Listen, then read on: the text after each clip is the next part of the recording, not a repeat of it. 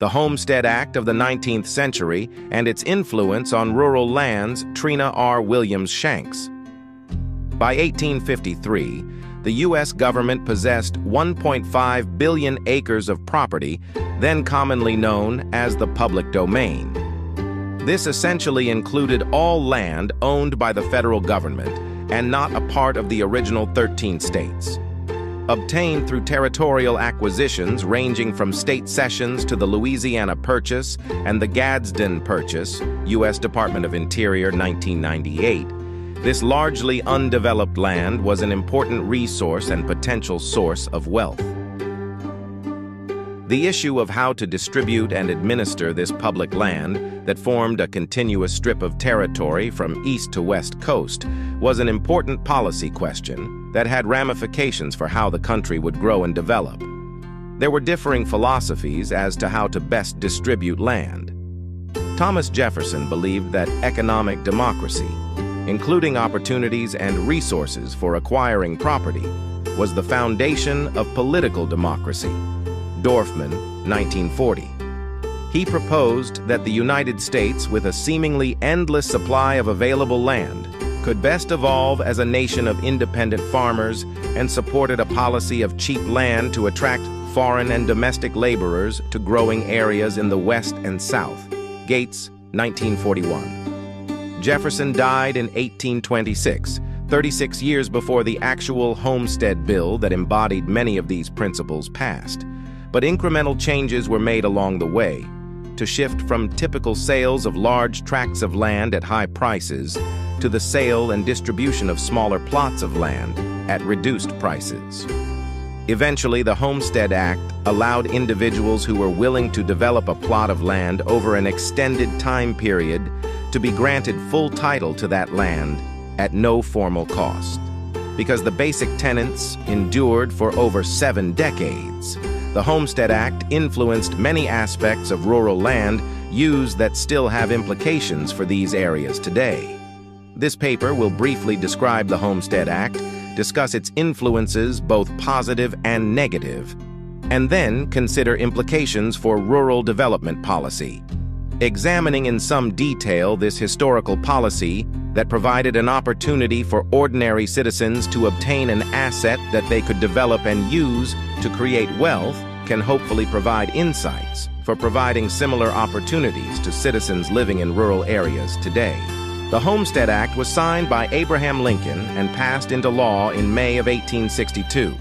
The statute provided that anyone who is head of a household, a military veteran, or over 21 years of age was entitled to 160 acres of unclaimed public land as long as they had not borne arms against the United States government.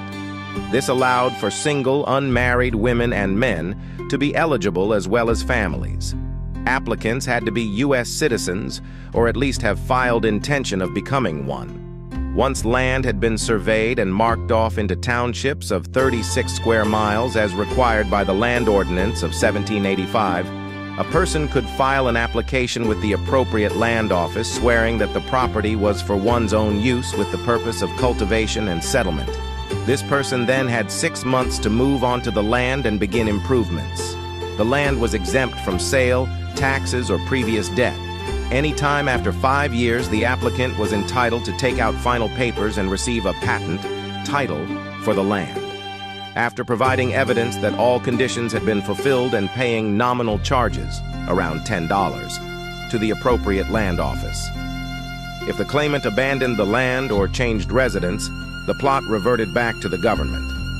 By electing to transfer property to individual citizens in this manner, the U.S. government offered a tangible asset that provided access to a well-established source of opportunity and wealth. Over the 77-year period, this act was in full effect, 1863-1939. 3 million people applied for homesteads, and almost 1.5 million households were given title to 246 million acres of land, U.S. Census Bureau, 1975.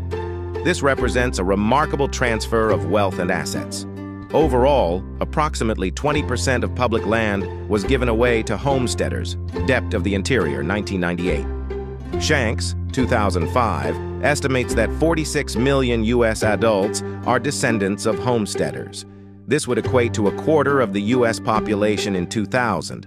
Although there were criticisms that much of the best agricultural land was already taken, that urban workers could not successfully move to farming, and that the opportunity was fraudulently exploited by corporate economic interests. Cochrane, 1993. The Homestead Act motivated many to move to largely unpopulated areas and establish family farms. Other historians have pointed out similar examples of fraud and speculation. Gates, 1941. The 5-year residency requirement emphasized the priority of long-term tenure and a commitment to sustained development over short-term speculation. In fact, minor adjustments were made to ensure protection of the environment and reduce the possibility of short-term stripping of minerals and resources. For example, when it appeared that forests were being harvested too quickly, some states created incentives for homesteaders to set aside part of their acreage to plant trees or required loggers to purchase land not settled according to the value of the timber it contained. Robbins, 1976. Although such laws were not always strictly enforced, the message was a priority for long-term investment. Even when special provisions were made in some areas for mining, cattle ranch grazing, and exceptional irrigation needs, this was usually determined by average rainfall and differential soil quality and not intended to shift the original commitment to agricultural cultivation. There are numerous historical accounts and multiple examples of how the U.S. government treated Indian tribes unfairly. One such example is the story of the Cupeño Trail of Tears, a small group that probably numbered between 500 and 750 in 1795 lived near established missions. As ranchers took over land in the area, the Indians began to work for them. In 1893, the Downey family acquired the property and sued for the removal of the Indians, a case which was eventually found in the family's favor by the Supreme Court. A commission chose an area in which to locate the tribe members. On May 12, 1903, the Indians were physically evicted and 25 families forced to leave. The group eventually migrated to Los Angeles, but still commemorates an annual observance of their removal. Another negative consequence of the Homestead Act is that for certain regions, such as the semi-arid areas of the Great Plains, the policies led to establishing farms that were probably too small to be viable over the long term.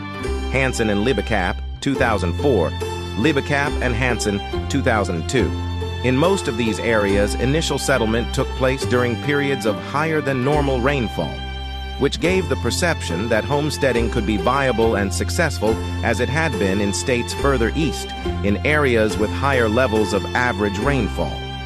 During periods of drought, however, many such farms failed and the homesteads were deserted. More successful strategies in these areas would be to have larger acreage so that some land could remain.